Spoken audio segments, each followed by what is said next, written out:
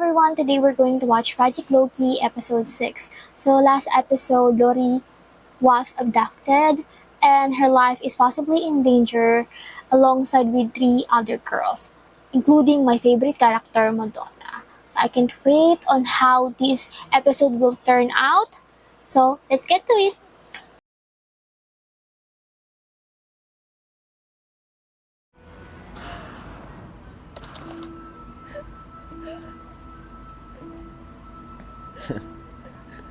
Gising ka na pala, Lorelai. Sakto. Di ba gusto mong malaman kung ano nangyari dun sa mga estudyanteng nawawala? Papaalam ko sa'yo. Una, pinatay ko sila isa-isa. Isa-isa. Sino ba yung umiiyak? Mukhang hindi naman si Lori. Tsaka ko sila tinunaw. Pero dahil special ka, Mukhang si Lori pala yung umiiyak talaga. tutunawin kita ng buhay. Ready ka na? Ito na. Oo naman. Huwag ka magulo. Babalikan kita. Sasagutin ko lang ito. Ha? Sabihin ko sana na why can't he just pour it? And then I realized na the kind of person that he is, he probably wants to see her reaction as she is melting. That satisfaction, he wants to experience that from the suffering of someone.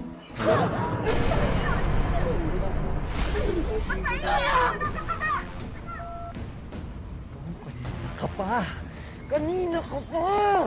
Kanina ka pa! Ano ba? Kausap yung nanay ko! Ano ba? Ang sarap! Ang ingay mo! Ingay mo!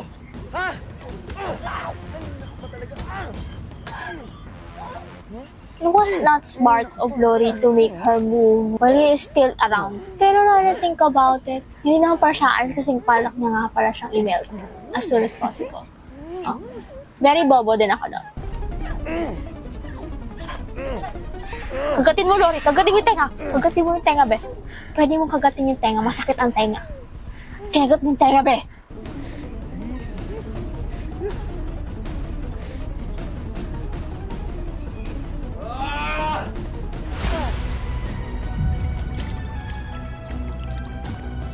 Sira yung phone.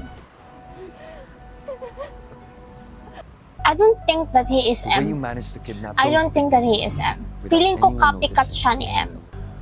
Just so you know, sodium hydroxide creates a malodorous smell when it melts a human body. Doon sa Kaya kailangan nila ba anatomy room? Blah, blah, blah. Ang dami mong alam!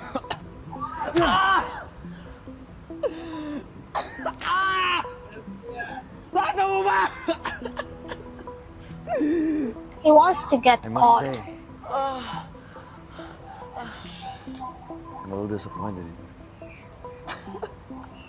Akala ko mas matalino ka kumpara sa ibang kriminal. It's definitely not M.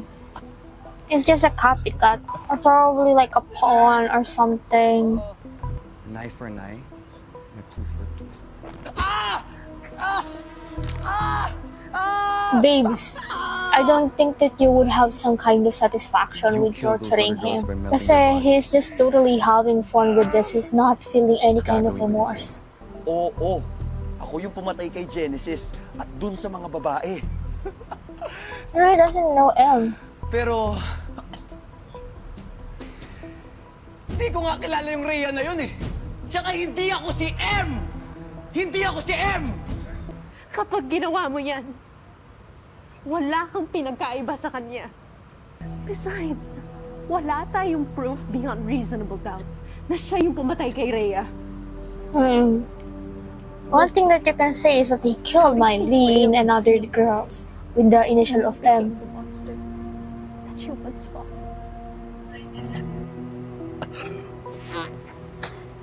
May mga minor abrasions ka lang sa wrist dahil sa pagkakagapos sa'yo.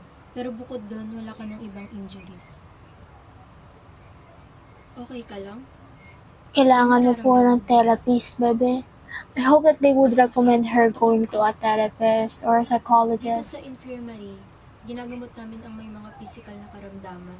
Pero pag may pinagdadaanan kang ganong dahas, kagaya ng nangyari sa'yo, may mga mental at psychological damage. Teka, I love that they are addressing this. puntahan mo lang siya sa opisina niya o tawagan, makakatulong siya. Oh, I love this. Hindi ko nga siya kilala. Sa phone ko lang siya nakakausap. Sa phone lang. Hindi ko pa nga siya nakikita eh. Minsan nagpapadala siya ng mga tao. Pero hanggang ganun lang. Pwede mo bang i-describe ang boses niya? Basta, malamig. Tsaka malalim. Yung tipong kikilabutan ka pag narinig mo. Maybe he's using a voice changer. Nakatawag siya. Iba yung tawag sa kanya. Ano ulit?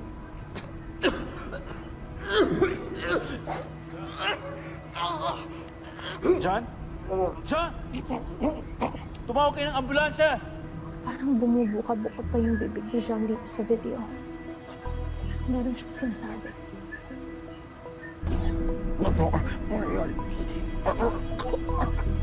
That's definitely an alias. James Moriarty is considered as the arch nemesis of Sherlock. Sherlock. Moriarty is a professor of mathematics, known as the Napoleon of crime. Perhaps Moriarty, like in the novel, is just playing with Holmes. And I am his Holmes. I just want you to keep an eye out of anything suspicious and stay vigilant, especially when you're alone. That's what they signed up for, Lorelai.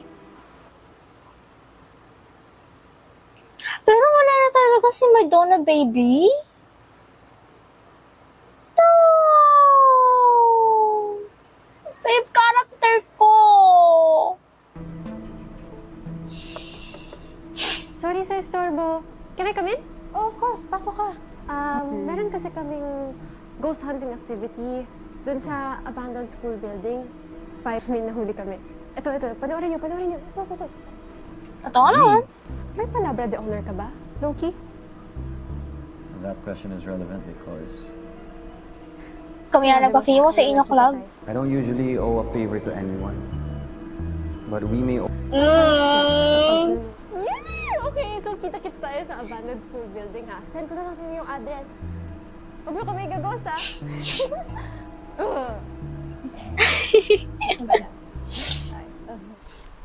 Professor Morita. Lorelai, member ka pala dito. Yeah. Oh, by the way, si Loki Mendez nga pala, our club president. Professor This Morita. is Professor Morita, teacher namin sa Mga 400. But professor, katulad ni Moriarty. Is it a I've heard coincidence so much or about your not? club. Estudyante kasi ako. Stein Alberts. Third year BS Math. Ngayon kasi ang screening namin na maging representative ng Clark U. Next month, ang Master Math. Kaso, hindi siya pumasok ng class. We tried calling him, texting, pati lahat ng How many social media. hours na siyang nawawala? When did anyone last see? Sabi ng classmates niya, nakita daw siya 4 p.m. bandang hapon sa library para mag-research. Kahapon? Malabo naman yun. Kasi Stein does not Oo, ngayon. Oh, kung hindi po nakapasok sa screening si Stein, sino pa ba yung pambato ng third year? Monica Segunda, siya ang second sa block nila. Pero parating nagtatop si Stein. Alam ko matagal nang gusto ni Monica ang sumali ng math competition. But since Stein's out, she's next in line. Possible suspect si Monica. Nakita niyo po ba yung lalaking to kahapon, mga bandang 4 p.m.? Oo, nakita ko siya. Iniwan pa nga niya yung bag niya dito. Nagmamadali siya, siguro at around 4:30. Saan niya lang po iniwan yung bag niya? Ito ang bag niya. Ikaw na lang yung magsauli sa kanya. Sige po. They can do that? Hindi mo lang inas ng librarian na anong relasyon mo sa kanya? Pwede mo bang isauli ito? Biglang utos na lang na, bigay mo sa kanya tabi ah. Does the knocks have something to do with Stein? You're Monica Segundo, the eternal number 2 of your class, right? Yeah. Hindi ko kayo kilala. Congratulations, by the way. You've been chosen as your batch representative in math quiz. Maswerte ka at di nagpakita ang pinakamalupit mong karibal sa araw ng screening. What a coincidence. I have no idea what you're talking about. She doesn't scream like she's guilty or anything. Pero primary subject pa lang siya. Especially na may motive siya eh. May nakausap ako Pero ng kailangan pa rin nila kaibigan ni Stein. mag-gather na evidences. They did mention something really interesting that I think is worth noting. They said, pag nag-uusap daw sila, they speak in codes. What sort of codes? Kung minsan, a series of numbers, pero madalas, Morse code. Morse code. So may kinalaman nga sa knocks. Oh, Professor Moraita. Pasensya na sa istorbo. Good news. Nag-text na si Stein. Sabi niya huwag mag-alala. Ay pinuntan lang daw siyang emergency kaya hindi siya nakapasok. I should have waited. That was weird. They probably got Stein's phone and then texted in order to delay some time. So let's go? Tara! Alright! Game? Let's go! I love this quadro. Doon! Ako na!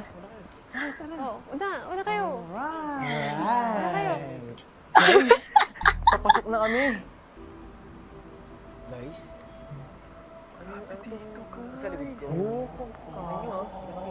I'm actually getting scared.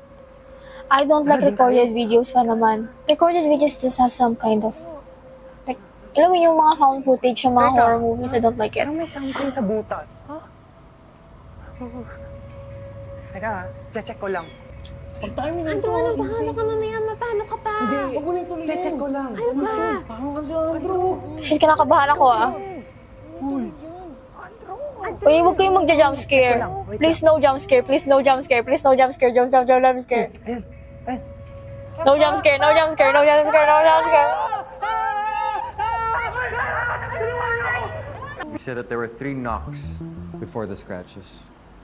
All I heard were the knocks. Bakit siya makapag-decide? Wala akong alam sa Morse code, so I don't know. Tingnan niyo, oh. Parang gumagalaw yung painting. Hindi ka illusion yung ano niya, yung buhok niya, siyempre, oh. This place has a rodent problem. But as you can see, no ghosts. Hindi. Meron talaga. Promise. Try natin sa taas. Promise. One more chance. Ay, this is dragging ah. This shenanigans is dragging. I wish that they could have cut this scene. Nagdadrag tong invent na to ah. Uy! Kung sino ka man, magpakita sa amin! Paano kayo may maririnig ang daldal ng mga kasama? Diyos ko may marinig. Nandito tayo nung naririnig natin yung kaluskos, di ba? Ay, ganun kasi wala na ako. Kinakabahan na ulit ako. Tumigil. Try lang natin.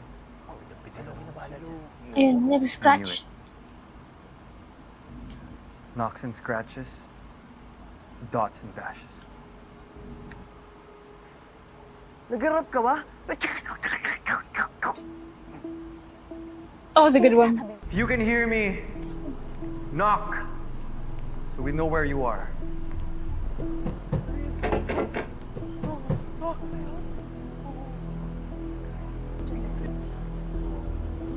Pick lock. Potential magnanakaw si Loki. I mean, naglakaw nga sila ng cellphone ni Charles eh. It was totally kidnap. Ano sa'yo sapi? Nakikita niyo ba yung Taibe? Tulungan niya yung bata. Si Monica ba talaga? Pwede mo bang ma-explain sa akin kung paano mo nalaman na si Stein Alberts yun at hindi Mundo? It's Morse code. A sequence of short, So, na long kanina signals yung ano, called dots yung and cellphone dashes. ni Stein. Ayun! Oh, narinig niyo yun? Narinig niyo yun? You said that there were 3 knocks. Pero it's amazing how before the sound scratches. travel ah. Kasi sa una, All I nasa heard were the second knocks. floor sila. Tapos ngayon, nasa third floor sila, sarinig pa rin yung knocks. Kaluskos na narinig natin sa video. Eh, nasa loob siya ng isang locker room. That was kind of weird to me how the sound travel. This case stands apart from the ones that came before it. So, was it really Monica In the process of gathering evidence, something unexpected happened. The person behind Stein's abduction confessed. The culprit turned out to be Monica Segundo, Stein's academic rival. My question is, was she really capable of kidnapping Stein? How did she even do that? Paano niya nadala si Stein sa abandoned school na lagay sa locker on her own? He looks taller than her. He looks heavier than her. How? Possible ba na may accomplice? So that's it for Project Loki episode 6. I think we have another case involving M. So far, basically, we have 4 cases involving M. First is Isaac, the killing of Isaac. And then Genesis, pinatahimik siya. And then we have Madonna and the 2 other girls. Sadly, ang aking favorite character wala na. And then the 4th one is Steins with the genie. So this time, nahanap agad si Stein. So that's, thank you Lord. So with that, let me give some theory on who is possibly M. If they're going for the Sherlock and Holmes team, it is possible na police din si M. Or some kind of detective. Kasi ang tema ng Sherlock versus Moriarty always have something similar to the arsonist versus the firefighters. Those who know how to fight fires also know how to spark a fire and cause arson. So, ang line of thinking ko has something to do with that. Those who know how to solve these mysteries knows how to make them. So, I think Moriarty is someone in the police force and possibly yung lalaking inintroduce ni Chief Estrada sa kaso ni Janine. I forgot his name, I didn't catch his name. Pero, siya yung suspect number 1 ko. Pero possible din na si Professor Moraita. If we're talking about similarities between Moriarty and the profession and the name alone of Professor Moraita. They sound similar, yung names pa lang, and they are both not professors. So, possible? Pero I think, hindi ko siya pinipiling bilang prime suspect. Kasi masyadong obvious. Walang tension pag ganon. So, second suspect ko pala siya. So, sila pala yung dalawang suspect na tinitignan ko na possible na M. Another for Professor Moraita is, ang pinakatanong kasi regarding M is how did they know Loki in the first place? Yung police officer can know Loki via Chief Estrada. Pero masyado pa kasi siyang bago. So, pa question mark ako doon. Pero si Professor Moraita, kung professor siya sa Clarkview, possibly, dun niya nalaman si Loki. Because, like, student si Loki. So, when it comes to those kinds of things, mas malakas yung connection niya with Loki. Pero para sa akin kasi masyadong obvious. So, walang tension or whatever. So, yon.